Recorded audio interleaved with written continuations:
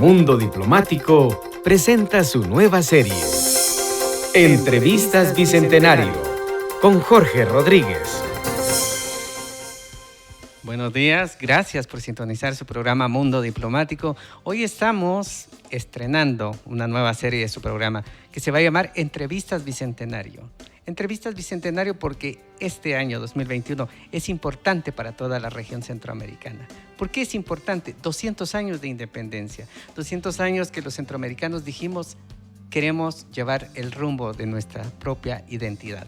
Hoy, desde la misión diplomática de la Embajada de Costa Rica en Guatemala, tengo el gran honor de estar con un gran amigo al que aprecio, a una persona a quien hoy tenemos en el programa en este segmento nuevo. El excelentísimo señor Emilio Arias Rodríguez. Don Emilio, bienvenido a Mundo Diplomático y Entrevistas Bicentenario.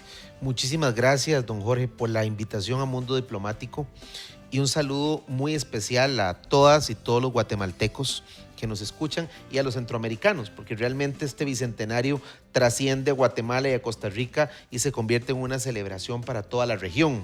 Así que estamos a las órdenes y espero que en este espacio podamos compartir anécdotas y visión sobre los retos que tiene la comunidad centroamericana con este bicentenario que estamos celebrando a partir ya de este mes de enero en muchos de los países centroamericanos. Gracias, don Emilio. No lo dudo, creo que hay mucho que hablar, temas que abordar, porque Centroamérica, ya lo decía un eslogan en el pasado, tan pequeña pero tan grande, ¿sí? Ese istmo enclavado entre las dos grandes masas de tierra que es Norteamérica y Sudamérica, pero que también ha tenido sus momentos que han marcado la historia de este continente, de este hemisferio.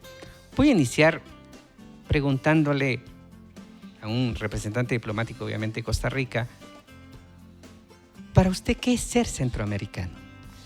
Bueno, yo creo que ser centroamericano es ser parte de una tierra hermosísima, de una tierra con una historia grande, de una tierra donde se une la cosmovisión de cada uno de nuestros pueblos, de los pueblos indígenas, de nuestros ancestros. Una tierra que, como lo decía usted, es estratégica y está ubicada en un punto medio donde se convergen la cultura, el arte, tantas cosas ricas que tenemos como región. Yo creo que es orgullo ser costarricense y ser centroamericano, porque realmente nosotros somos parte de este territorio y compartimos muchas cosas.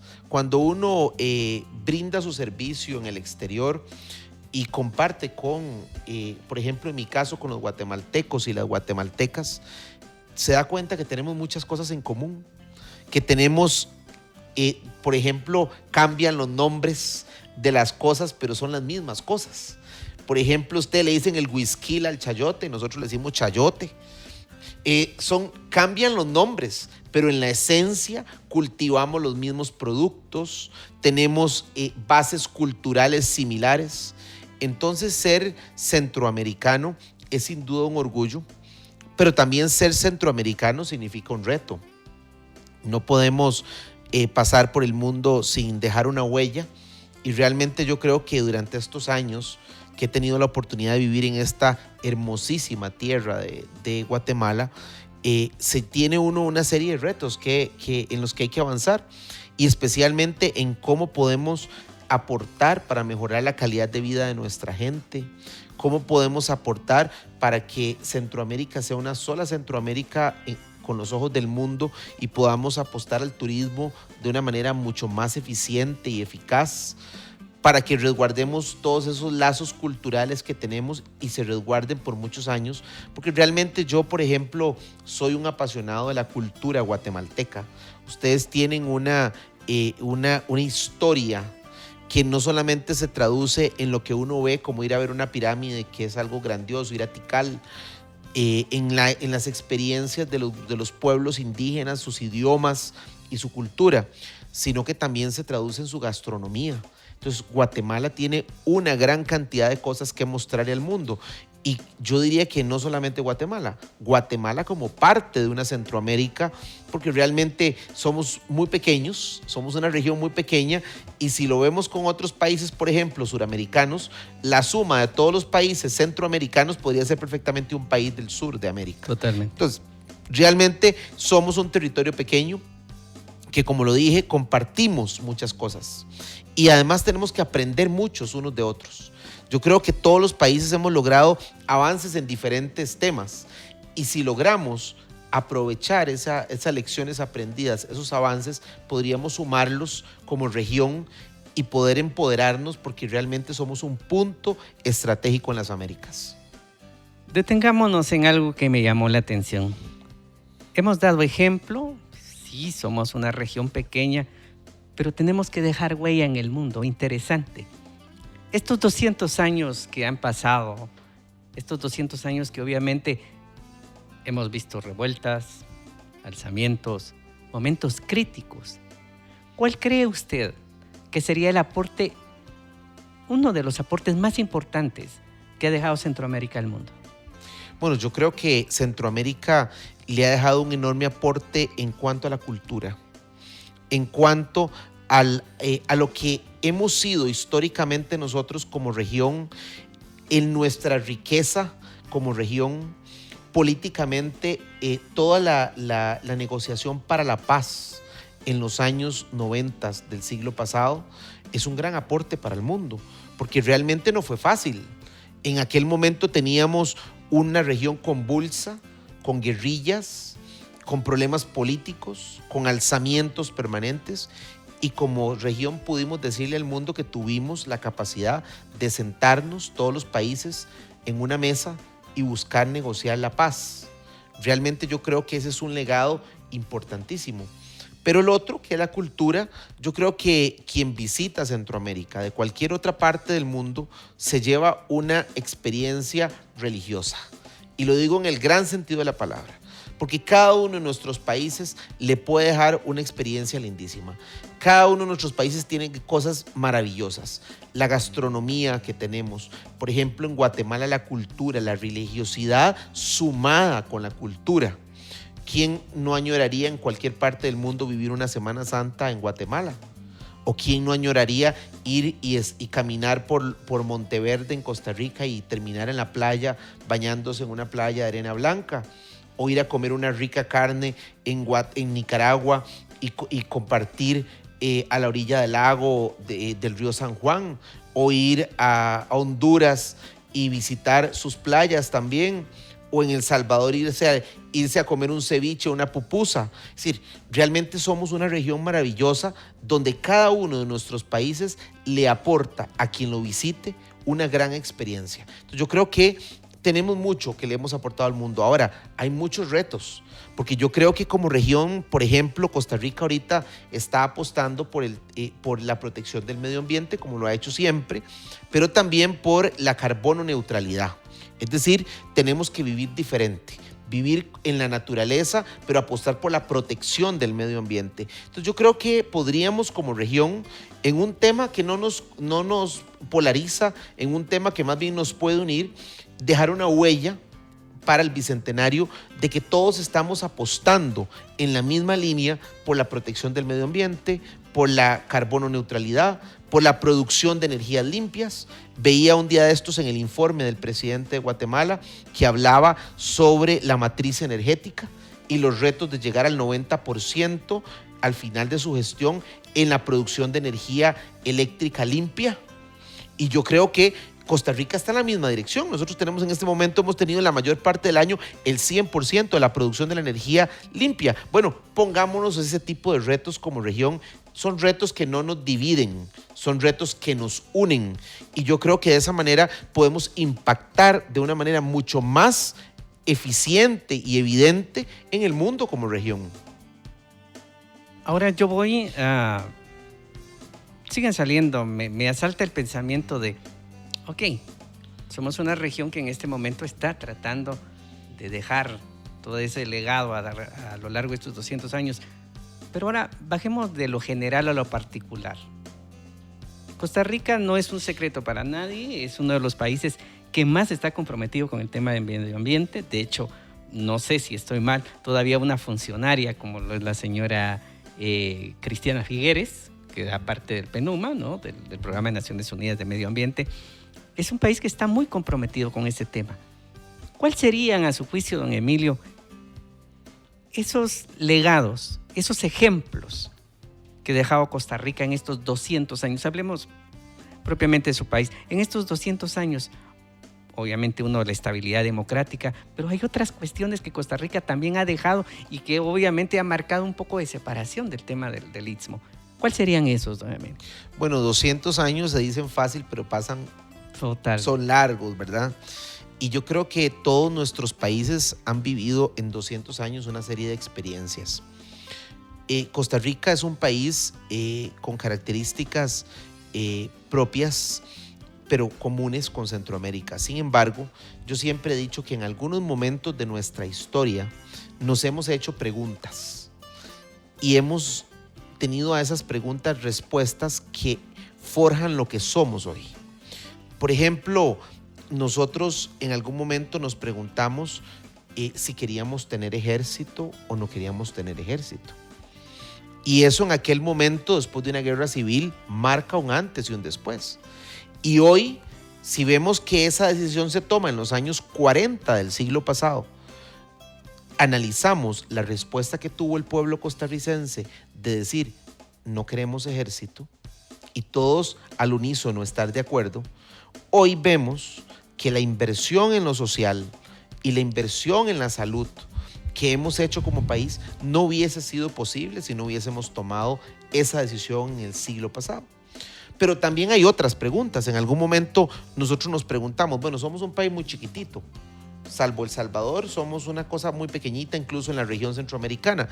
No podemos apostar a la agricultura en grandes cantidades y proporciones porque no tenemos suficiente territorio. No podemos apostar en aquella época a la industria y a la manufactura porque tampoco tenemos las capacidades. Entonces apostemos por vendernos como un país verde, como un país que apuesta a la protección de la naturaleza. Somos como una selva. Entonces aprovechemos eso que tenemos. Entonces a partir de ahí se empieza a proyectar una Costa Rica que defiende el tema verde, pero no solamente que lo defiende, sino que lo practica internamente. Y empezamos a trabajar en la marca país, que es una marca que trasciende los gobiernos. Entonces la marca país de Costa Rica ya ha ido quedando en él a ver cómo queda el pura vida en todo quien visite Costa Rica. Entonces, en esos momentos nos hemos preguntado y hemos tomado decisiones. Bueno, entonces vamos a apostar al turismo. Ok, apostemos al turismo, un turismo verde, un turismo que protege la naturaleza, una experiencia distinta para quien viene a visitar Costa Rica. Entonces creo que en ese sentido dejamos otro legado. Si lo vemos en educación también, en educación apostamos desde hace mucho tiempo. Totalmente. Igualmente ha habido reformas en el transcurso del tiempo. Le apostamos porque sea creciente la inversión respecto al PIB del país permanentemente. Hay un reto marcado por una ley y eso significa en cobertura, en una educación gratuita y de calidad. Y ahora con el COVID, yo diría que otro elemento sustancial es la apuesta que ha hecho Costa Rica en salud y que también es uno de los legados de una pregunta que nos hicimos en el siglo pasado. Después de la revolución del 48, habían una serie de reformas sociales que se habían logrado y cuando se da la revolución, la pregunta es, ¿mantenemos o no mantenemos la reforma social, las garantías sociales? Y Costa Rica decidió mantenerlas. Y ahí teníamos a la Caja Costarricense del Seguro Social. Y hoy cuando vemos la pandemia y uno recuerda que en Costa Rica, en su tierra, tenemos desde los ATAPs que visitan a la gente en las zonas rurales y le llevan los medicamentos y le dan seguimiento en una finca en cualquier zona rural del país, los EBAIS en todos nuestros distritos, las clínicas a nivel de cantón y los hospitales a nivel de provincia, y uno dice, eso es una cobertura de salud de un país desarrollado, pero eso no fue casualidad, ni es algo espontáneo, totalmente. Eso fue una decisión. Entonces, con esos puntos que le acabo de decir, yo diría que Costa Rica ha tomado decisiones para apostar en dirección de ser diferentes. Y y creo yo que en mucho de eso podemos compartirlo con otros países y también aprender de ustedes y de los logros que tienen nuestros hermanos en la región. Vamos a detenernos en el tema de la pandemia. Alguien me decía, este es un cumpleaños totalmente atípico. Sí, es la quinceañera, pero tiene un poco de fiebre. Así que Centroamérica hoy, en el medio de una pandemia global que verdaderamente ha sido a venir a retar todos los sistemas de salud del mundo, todos los sistemas sociales. ¿Cómo ve, don Emilio, cómo se está afrontando? Siento que no lo estamos haciendo, desde mi perspectiva, no lo estamos haciendo de una manera integral, todos juntos. Creo que por ahí hay alguien que está más adelante, otro que está en medio, otro está medio atrasado. ¿Cómo ve usted la región en esas fortalezas y debilidades de cómo se está asumiendo ahorita la pandemia? Bueno, yo creo que la pandemia fue algo que nos llegó y no nos avisó, ¿va? Nadie se hubiese imaginado tener que enfrentar una situación como la que enfrentaron todos nuestros países, el mundo entero, sin tener un aviso previo y sin conocer qué era el coronavirus, ¿verdad? Entonces, cada país tomó sus decisiones en materia de salud, en materia de educación, en materia de seguridad para enfrentar la pandemia.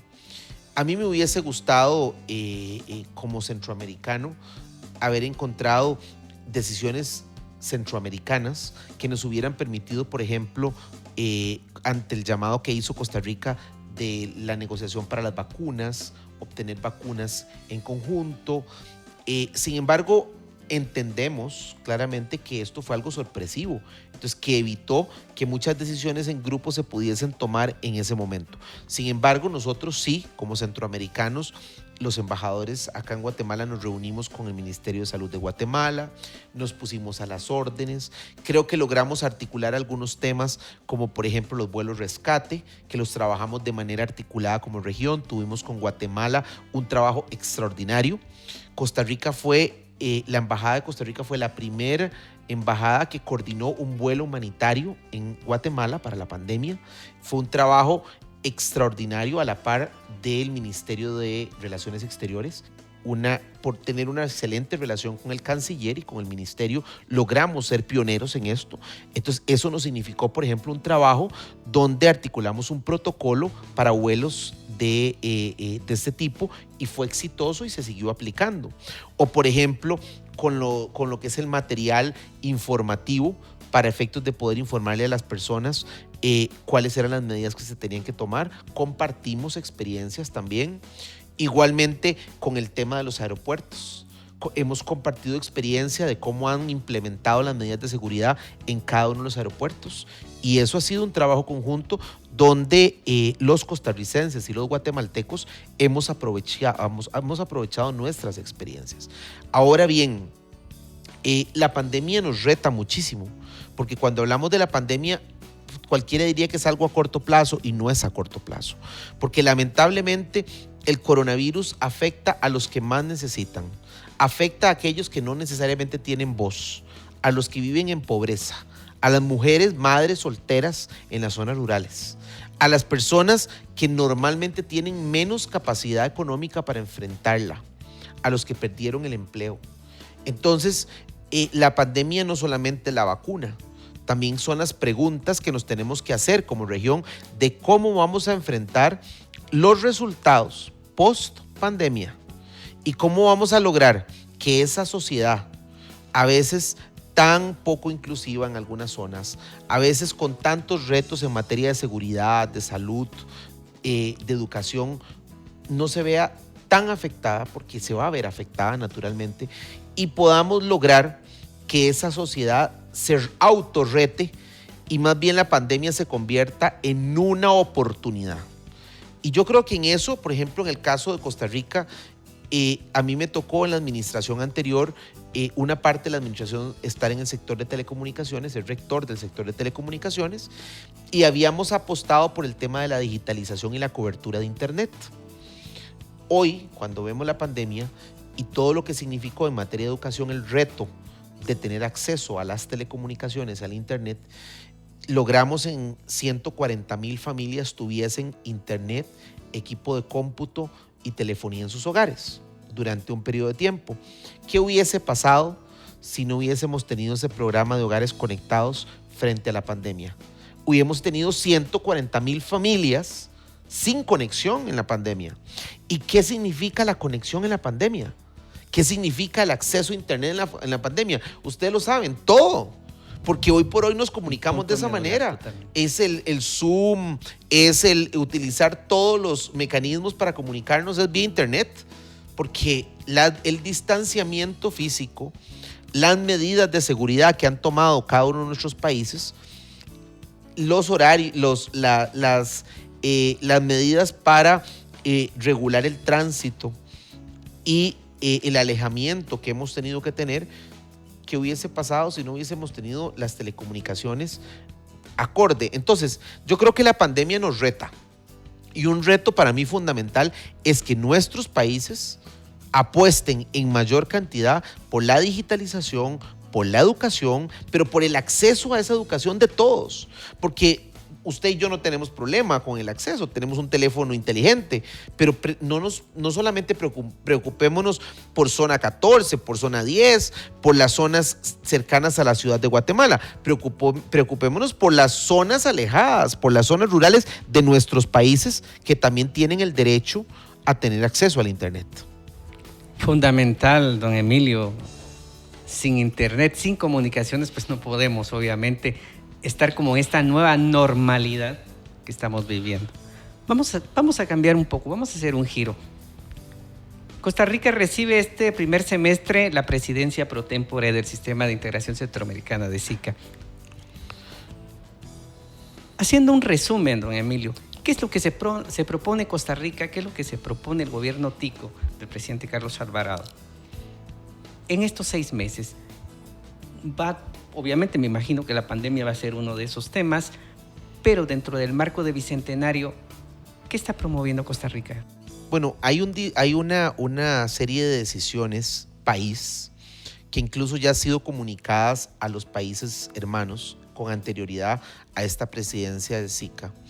Y es que nos interesa muchísimo el tema de cómo vamos a enfrentar económicamente la parte de post-pandemia, cómo vamos a generar la reactivación económica de la región. Entonces, eso va a ser un tema medular durante esta presidencia pro tempore, cómo como región nos vemos y cómo podemos tomar decisiones en conjunto para poder lograr que esa recuperación económica llegue a todos nuestros países y se reparta democráticamente ese beneficio en las poblaciones de nuestros países. Entonces, yo creo que ese es un tema fundamental. Costa Rica ha hablado y ha presentado propuestas serias en los organismos internacionales sobre el acceso al crédito a bajas tasas de interés post pandemia para poder enfrentar esa recuperación económica. Eso es un tema que nos interesa. En lo político, llamándolo político, digamos, nos interesa mucho hacer un análisis sobre la efectividad del SICA, cómo han funcionado los órganos en el transcurso del tiempo y cuál es el sistema de integración centroamericano que queremos a corto, mediano y largo plazo. Y el sistema pasa por entender cuál es la estructuración del sistema, cuál es el papel de los órganos del sistema y también qué es lo que nuestros centroamericanos, nuestra sociedad centroamericana quiere del sistema. Es decir, lo que queremos es evidentemente un sistema que responda a las interrogantes y a las preguntas y a los retos de un siglo que nos enfrenta cada vez más a cosas distintas. Entonces, y usted lo dijo ahora, el coronavirus. Vuelvo al mismo tema. Entonces, ¿cómo estábamos preparados en el sistema para enfrentar eso? ¿Estábamos bien preparados o tenemos retos? Bueno, ya dimos pasos. Bueno, ok, tenemos retos. ¿Cuáles son? Pero ¿cómo los vamos a enfrentar como región? ¿No significa eso pensar en cambios dentro del sistema? Ok, entonces demos el paso. Nos vamos a atrever a dar esos cambios. Yo creo que básicamente en el caso de Costa Rica serán este tema, el tema de la parte económica, de cómo vamos a enfrentar el post-COVID, el tema de cómo estamos a nivel del sistema y qué reestructuraciones requerimos para hacerlo más eficiente. Y yo diría que un elemento sustancial para Costa Rica es el tema social.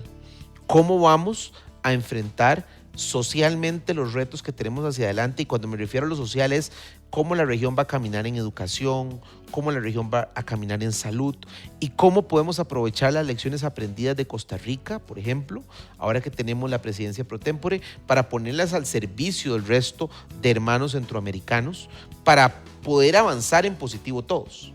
Nosotros creemos que somos parte de una región, pero no solamente ser parte geográficamente, sino también los retos nos significan cómo nosotros, si logramos como región estar mejor, si nuestro vecino está mejor, si la gente del país hermano tiene menos hambre, tiene más educación, tiene más cultura, vive mejor, migra menos, tiene mejor calidad de vida y como región nos vemos beneficiados. Es decir, en un tema tan importante como el tema migratorio, que nos une a todos en un mismo tema, la pregunta es, bueno, ¿quién migra por gusto o por placer?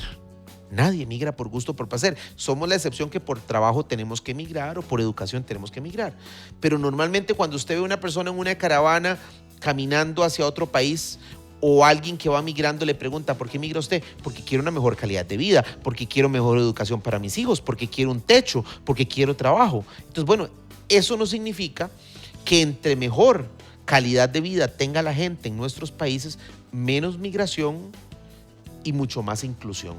Entonces, creo que en esos temas son temas que se deberán de tocar durante estos 6 meses de la presidencia pro tempore en Costa Rica y esperemos que sean cosas positivas para que el siguiente semestre que asume Guatemala precisamente la presidencia pro tempore podamos tener una agenda muchísimo más consensuada y podamos ver que le dejemos a la región para esos 200 años no solamente una expectativa, sino una serie de logros que podamos verlos recogidos como un producto final en 100 años más.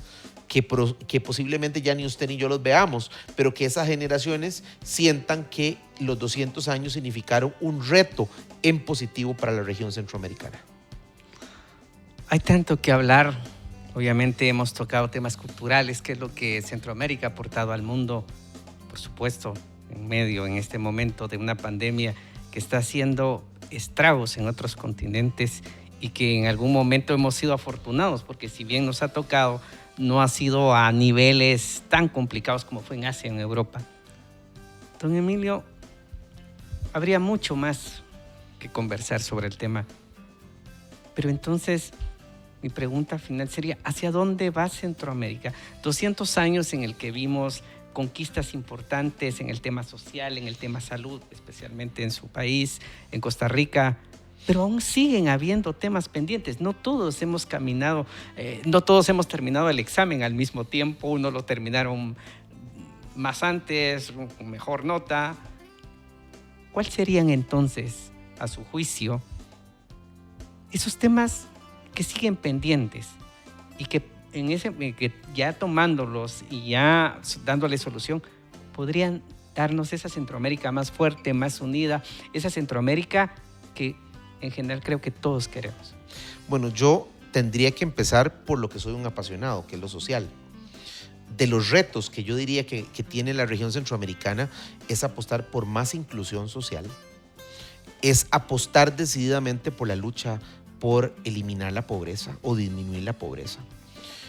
¿Por qué digo esto? Porque podemos tener todo lo demás. Somos riquísimos en naturaleza. Tenemos recursos naturales impresionantes como región. Somos una belleza en el mundo, una joya. Pero si no tenemos igualdad en nuestra sociedad, si tenemos hambre todavía en nuestra sociedad, si seguimos teniendo embarazos infantiles, mujeres de 12 años, adolescentes embarazadas, como decimos en Costa Rica, con una marimba de niños. Y no solamente con una marimba de niños, sino destinadas a la pobreza. Y esos niños sin acceso a la educación, sin salud, sin un futuro, de nada nos sirve ser ricos en la naturaleza y ser países lindísimos. Tenemos que apostar por lo más importante, que es el corazón de nuestra sociedad, es decir, la gente. Yo diría que ese es el primer elemento que nos debe retar. Entonces, eso aunado a una enorme responsabilidad de la clase política de apostar por transparencia en el ejercicio de la función pública, por más rendición de cuentas, porque la gente, al fin y al cabo, cree o no cree, entre más transparencia y más rendición de cuentas, quienes ocupamos un cargo público estamos obligados siempre a dar cuentas de lo que hacemos como personas en nuestro ejercicio de la función pública, pero también de lo que hacemos con los recursos públicos. Y eso es un reto de un modelo distinto. Y yo también no puedo dejar de decir que también es un reto generacional, que tenemos que apostar por más y mejor democracia. Y eso significa transparencia en el uso efectivo de los recursos públicos. Porque a veces vemos y uno recorre la región que eso es un tema pendiente y que nos debe de retar a todos. Adicionalmente, por apostar por una estructura económica de la región mucho más ágil. Por ejemplo, apostar por inversión en el tema portuario, aeroportuario, por atracción de inversiones regionales, por seguridad jurídica, para que la gente quiera invertir en nuestra zona. Porque a veces le ponemos a la inversión todo, pero cuando la gente va a invertir, busca seguridad jurídica. Entonces eso es algo regional. Para poder atraer inversiones tenemos que garantizarle a quien quiere venir a invertir a la región centroamericana seguridad jurídica. Entonces eso significa trabajo a lo interno de nuestros países para garantizar ese elemento. Entonces yo creo que lo podría resumir entonces en apostar a lo social, gobernar con rostro humano, gobernar con transparencia, más y mayor democracia y una política económica muy clara con el ingrediente de la seguridad jurídica. Esos 5 elementos son fundamentales para tener una Centroamérica que pueda apostar en el Bicentenario a países mucho más desarrollados, a países que respondan muchísimo más a las verdaderas necesidades de nuestra gente, porque realmente a veces lo que nos hace falta es salirnos de nuestra burbuja y ir a hablar con la gente. A mí que personalmente me encanta hablar con la gente y donde voy comparto con la gente, me gusta escuchar, me gusta ver, me gusta oler y eso significa empaparse, porque a veces uno desde un escritorio, desde una oficina, desde una reunión acá en la capital de un país, no necesariamente tiene la posibilidad de entender cuáles son esas verdaderas necesidades de lo más importante de un país, su gente. Entonces, si todos entendemos eso, podemos tener una Centroamérica muchísimo más avanzada, muchísimo más retadora y además que le dé respuesta a la gente. Yo creo que eso es lo que necesitamos porque tenemos que proteger nuestras democracias. El logro de la paz en el siglo pasado, en los 90, es algo que tenemos que proteger. Y eso solamente lo podemos proteger cuando la gente está a gusto, cuando la gente siente que progresa, cuando la gente siente que el beneficio económico no solamente para uno, sino se distribuye para todos. Y esos son retos. Obviamente no son retos solamente de la sociedad centroamericana, ni de los guatemaltecos, ni de los costarricenses. Son retos de todos los ciudadanos del mundo. Pero como centroamericanos, como dice el dicho, machete estate en tu vaina. Es decir, veamos cuáles son nuestros retos como centroamericanos y apostemos cada uno de nosotros donde estamos. Si todos ponemos un granito de arena en lo que hacemos, en esos 5 pilares que decía yo, y logramos que nuestras sociedades estén mejor, toda la región va a estar mejor.